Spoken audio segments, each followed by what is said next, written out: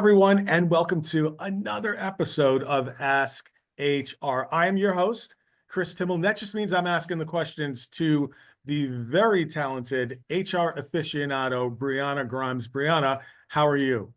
I am great, Tim. Well, thanks for having me back. Super excited to talk about HR today. You always are. I don't understand why. This question comes from Tara in Tampa, and Tara asks, an employee just asked for medical leave. Is this FMLA or ADA or both? It's a great question. And I love to talk about leaves. I am one of those weird HR people where leave is actually one of my favorite things about HR. A lot of HR people do not like leave. So I'm happy to talk about this. Any leave question is a good question for me. So as far as an employee asking for medical leave, there's a couple of different things to consider. It could be covered under FMLA, but that is only if the employer is covered under FMLA. So if the employer has 50 or more employees that are within a 75-mile radius of each other, then FMLA would be covered. So for example, if you have a corporate headquarters and you have all of your employees reporting to corporate and you have 50 or more employees, you would be covered under FMLA. If you have remote employees, they have to be within 75 miles of each other or 75 miles of your corporate office if you are a hybrid model.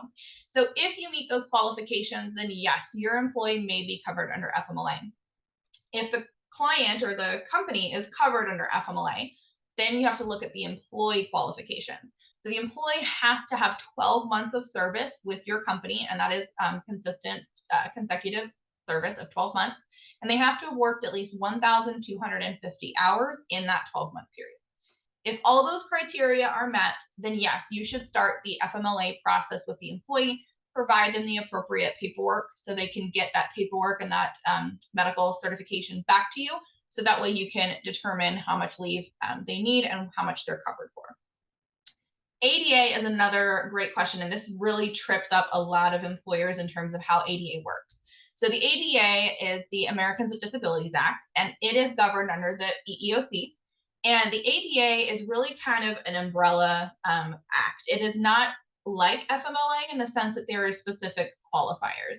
Basically, it protects anybody with a documented disability or medical condition that qualifies as a disability so that they can get accommodations to do their job. A lot of the times, if they're doing a strict FMLA leave where they want to take a set period of time off, 12 weeks, 4 weeks, whatever it is that they want, a lot of the time that's not going to overlap with ADA. ADA really kicks in two different instances. So the first instance is if the person wants to take intermittent FMLA leave, meaning maybe they need to reduce their hours. Maybe they need to go to doctor's appointments or treatments in the morning, and they can only work in the afternoons. Or if they have finished and expired their FMLA, so they've taken all 12 weeks and they need additional leave time, ADA would kick in. The process is very similar, but there is something called the interactive process with ADA, which is a little bit more detailed than the FMLA process, but ADA would act as a protection and an additional leave option for employees as long as their medical condition is covered under the definition of disability as the ADA is written. That was a lot and very insightful. Thank you very much, Grimes. Leaves have a lot. We could definitely have a million questions on leave, so I'm happy to talk about them anytime. Well, I'm sure we'll have more questions on leave later on. But for now, thank you very much for joining us. Thank you for your answers, and I'll look forward to seeing you the next time.